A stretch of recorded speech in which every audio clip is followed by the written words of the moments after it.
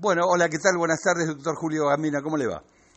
¿Qué tal? Un gusto, Aldo, ¿cómo estás? Igualmente para nosotros. Julio, lo molestábamos por lo siguiente, estábamos en la idea del cierre del ciclo, al menos por lo que significa el 2020, y considerábamos que ameritaría, si nos quiere compartir algún balance que usted haya hecho respecto del tema económico y político de lo que fue el 2020. Bueno, es un año muy complicado a nivel nacional, regional y mundial. Está claro que está atravesado por la pandemia. COVID-19 empezó en diciembre del 19, estamos a un año, hay temores por nuevas cepas, no está claro todavía si las vacunas van a ser efectivas. Sí son efectivas como un gran negocio para los laboratorios que las elaboran, laboratorios que se han basado en investigaciones científicas financiadas por los estados nacionales y que obviamente ahora negocian en el mercado y obtienen grandes ganancias. Todavía hoy, antes de que se aplique, ha empezado a aplicarse en algunos países y ya hay grandes valorizaciones bursátiles de los laboratorios que empujan esas vacunas.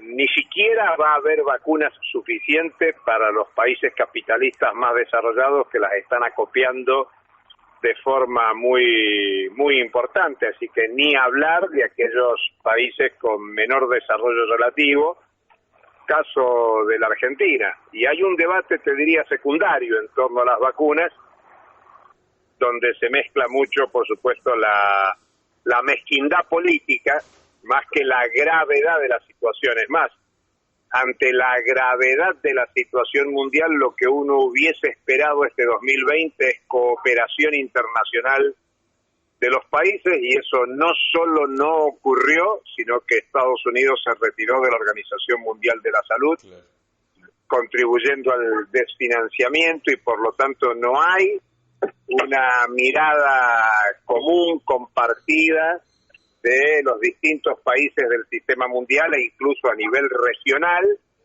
Hubiese sido deseable un accionar conjunto y eso no ha ocurrido.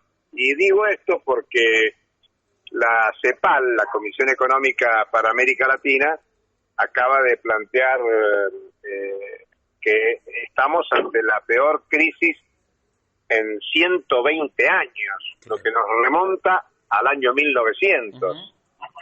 Y la CEPAL dice, para la región latinoamericana y caribeña es como que perdimos una década. Claro. En tema del combate a la pobreza estamos como hace 10 años. Sí. Entonces el tema es muy preocupante y no hay un solo organismo internacional, Fondo Monetario, Banco Mundial, que hable con alguna perspectiva interesante en el corto plazo. Claro. Nadie imagina que el 2021 va a resolver todo lo que retrasó como recesión económica el 2020. Y esto no es inocuo en materia social. Y económica. En materia social, sí, social, socioeconómica, digamos, ¿no? Sí. Creció el desempleo en todo el mundo. Y bueno, y hablando de la Argentina, el último dato que tenemos es el de la Universidad Católica, con un 44,2% de pobreza, que si no hubiese sido por la política social masiva aplicada, la pobreza hubiese sido superior al 53%. Sí, claro. Y más grave aún, para entender lo que es este año 2020, los menores de 17 años, estamos hablando de 64% de pobreza. Sí. Yo creo que son cifras que por sí solas hablan. Y lamentablemente la política en la Argentina ha seguido privilegiando, por ejemplo, los acreedores externos. Es más lo que se ha usado este año de recursos fiscales para atender los pagos de deuda pública en primer lugar, pero también acceso a reservas internacionales de deuda privada de consorcios que son los mismos que han fugado capitales en los últimos años, con datos oficiales del Banco Central, que tenían recursos en el exterior para hacer frente a las cancelaciones de sus deudas y utilizaron fondos de reservas internacionales para cancelar deuda privada. Claro. Eso muestra que la sociedad argentina en su conjunto está permitiendo el privilegio de una agenda que favorece los sectores más concentrados de la economía y la especulación. Ahora, es un año muy complejo para balancearlo, Aldo. Tiene muchos elementos negativos y un núcleo muy reducido de gente que en la Argentina, en la región y en el mundo ha acumulado ingresos y riqueza como nunca. Ahora, mi pregunta es esta. Bueno, en primer lugar, lo que emerge a partir de lo que usted explicaba, doctor, es que, visto esto, no es cierto que la pandemia iba a, de alguna forma, humanizar el corazón de las personas, mucho menos de los grupos económicos. No, claro. El otro elemento es que no es cierto de que íbamos camino en aras de esta supuesta solidaridad recíproca entre distintos sectores del poder mundial respecto de que juntos iban a tratar de resolver el problema de la pandemia, porque estamos viendo, como usted decía recién, que cada laboratorio primero priorizó, o Estado Nacional, su negocio. En este marco y en un mundo que se despedaza, ¿no corremos el riesgo de haberle firmado papeles de cumplir con el pago de la deuda a personas o grupos que en el mundo que viene a lo mejor ya no van a estar? Mira, no sé si van a estar o no van a estar, es muy difícil hacer pronósticos económicos, civilizatorios. Lo que sí no tengo duda es que Argentina podría haber seguido un rumbo alternativo. A ver. El Banco Mundial acaba de decir que hay 100 países con problemas de deuda. Con lo cual la Argentina tranquilamente podría haber dicho, miren, en el marco de la pandemia, en el marco de la crisis sanitaria, de la crisis económica, del crecimiento de la pobreza, del cierre de empresas, del desempleo, vamos a postergar el pago de la deuda mientras vamos a hacer una investigación, una auditoría a fondo, para ordenar las cuentas, porque la verdad que somos un gobierno que recién asume, en diciembre estoy hablando, y queremos analizar en profundidad las cuentas. Pero no solo no ocurrió eso, se pagó, se negoció, y se está en negociación con el Fondo Monetario, que es un préstamo escandaloso. Es un préstamo que no cumple ni siquiera con los protocolos del propio Fondo Monetario Internacional. El Banco Central tiene un informe fechado el 14 de mayo de este año, donde dice de 100.000 millones de dólares que ingresaron a la Argentina en el gobierno Macri, 86.000 son fuga. Y además dice los 45.000 que desembolsó el fondo en el mismo periodo que desembolsaron 45.000, es más el dinero que salió. Quiere decir que el Fondo Monetario puso la plata para que se la lleven muy pocos grandes jugadores de capitales. Y esos fondos están en el exterior acumulando para las ganancias de esos grandes capitales, tengan documento argentino o no, y no en beneficio de la sociedad. Así que, más allá de lo que podría pasar a futuro, te diría, Argentina creo que no vio el tiempo internacional, e incluso no lo sigue viendo, porque sigue apostando al fondo y, a ver, no nos engañemos, el fondo va a postergar los plazos probablemente, pero no va a ser ni quita de capital, ni quita de intereses, y además va a poner cláusulas de eso que se llaman reformas estructurales, que yo creo que la sociedad argentina no sabe bien qué quiere decir reforma estructural. Eso es concesiones para una reforma laboral regresiva, menos derechos para las trabajadoras y los trabajadores, reforma previsional, y nadie está pensando ni en el Fondo Monetario ni en los grandes capitales que los jubilados y los jubilados ganen más. Ahora se está discutiendo en el Congreso la media sanción que hubo del Senado para actualizar la fórmula. Así es. Y bueno, se actualice como se actualice, primero con alta inflación, los jubilados pierden. Más de la mitad de los jubilados y jubiladas perciben la mínima, y la mínima es 1/3 de lo que necesitan para cubrir la canasta del adulto mayor. Estamos en problemas. Y casi en un 90%, Julio, usted respondió la pregunta que le iba a formular, que era si el gobierno respecto a las negociaciones con el fondo se apuró, se asoció o se asustó. El gobierno desde el primer día dijo que la prioridad era negociar la deuda. Y vos te acordás, lo pusieron en la página del ministerio, dijeron para marzo tenemos resuelto el tema. Bueno, no resolvieron en marzo, pero negociaron hasta pasado mediados de año. Para agosto el tema de la negociación con los privados estaba resuelto. Sí. Hace 15 días el gobierno volvió a emitir deuda en dólares para que los acreedores externos que estaban colocados en pesos se pudieran resolver su problema, pasarse a dólares y en todo caso evitar que haya corrida sobre la moneda local. Sí. Pero la Argentina sigue resolviendo deuda, pateando la pelota para adelante. Ayer el presidente decía que la Argentina no hace ajuste porque ha postergado pagos de intereses. Claro, postergó pagos de intereses este año, el año que viene, sin perjuicio de haber pagado, como señalé, pero la pelota vuelve. Esto es como en un partido de fútbol, vos tirás la pelota para adelante, hay viento en contra y la pelota viene de vuelta.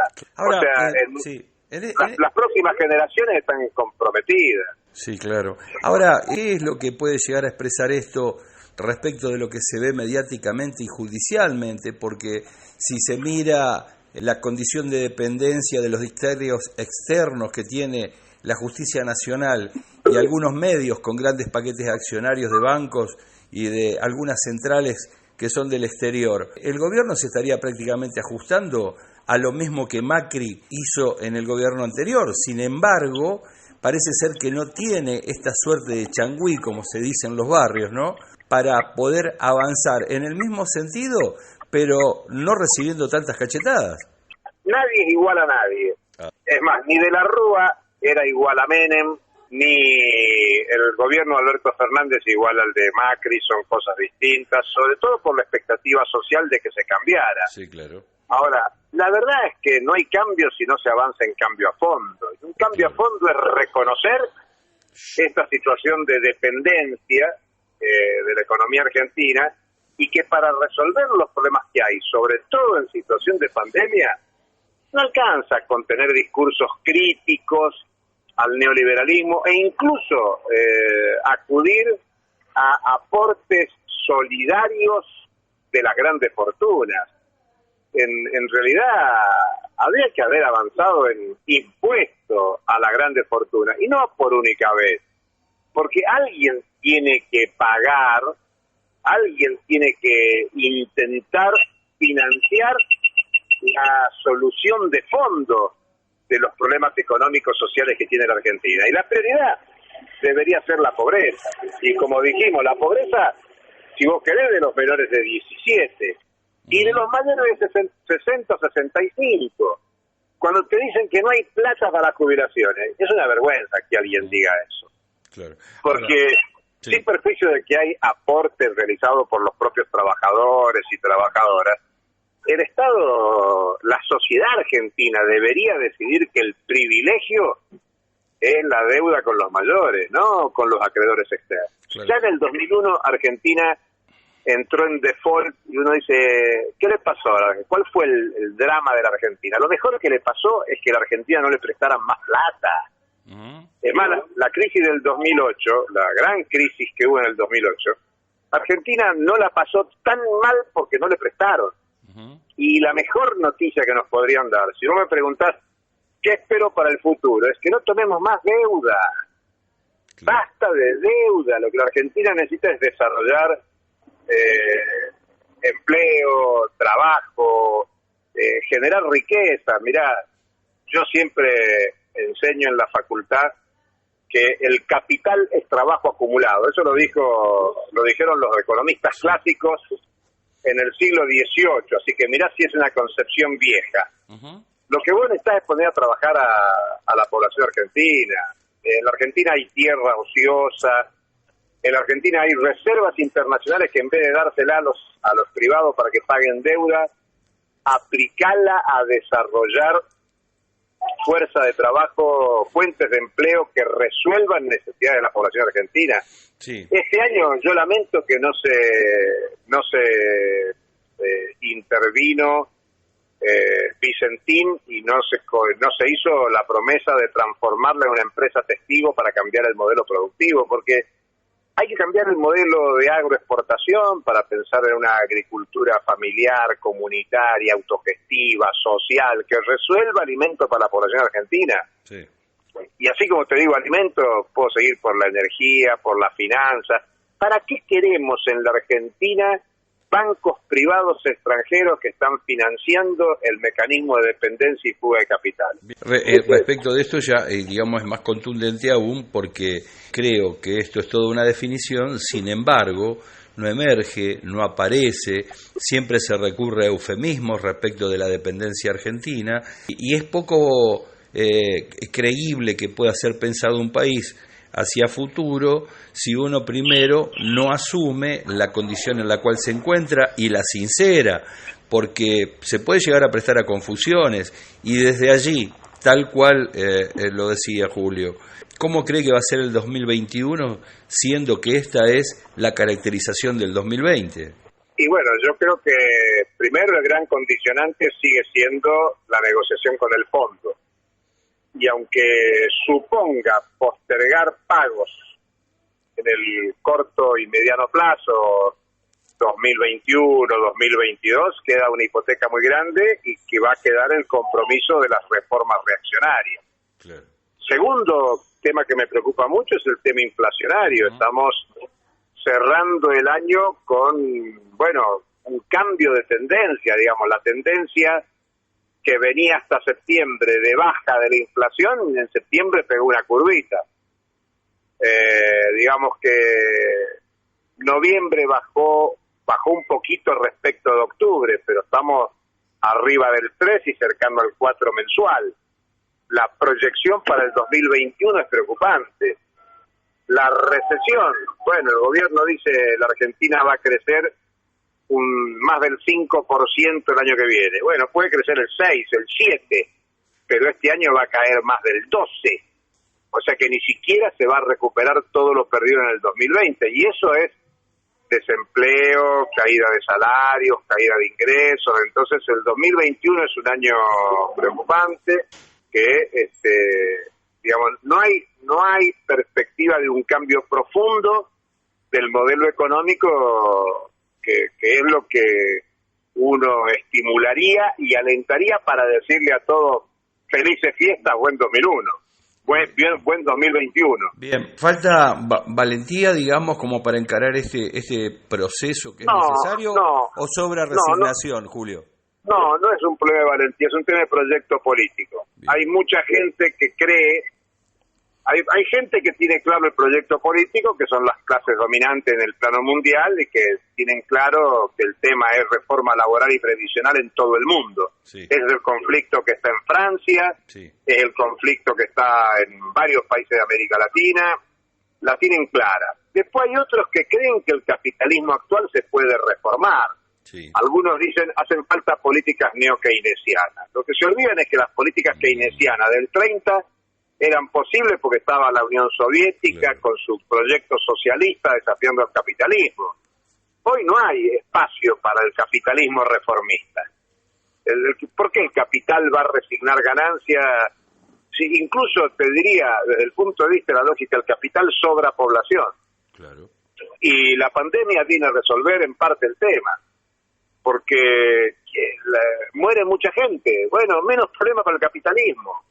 Si el capitalismo lo que dice es un mercado solvente, está en problemas porque la recesión no lo ayuda, pero mientras tanto que vaya desapareciendo población, hay más espacio para que el capital resurja con su lógica de ganancia, de acumulación de capitales y de dominación de una lógica con menos población. Es alarmante la cantidad de gente que está muriendo, no solo por COVID, ¿no? Sino claro, por muchas otras enfermedades, claro, que son evitables.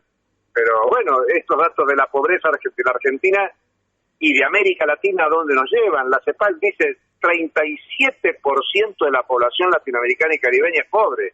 Claro. Bueno, es dramático, estamos en la tercera década del siglo XXI. Hay de todo para resolver salud, educación, alimentación, vivienda, para toda la población del mundo. Claro, eso supone, como alguna vez se dijo, generar algunos cambios muy importantes, ¿no? Para hacer una tortilla hay que romper un par de huevos, se decía. Bueno, bien. Me parece que en este nivel de crisis civilizatoria, si no se cambia, va a ser muy difícil.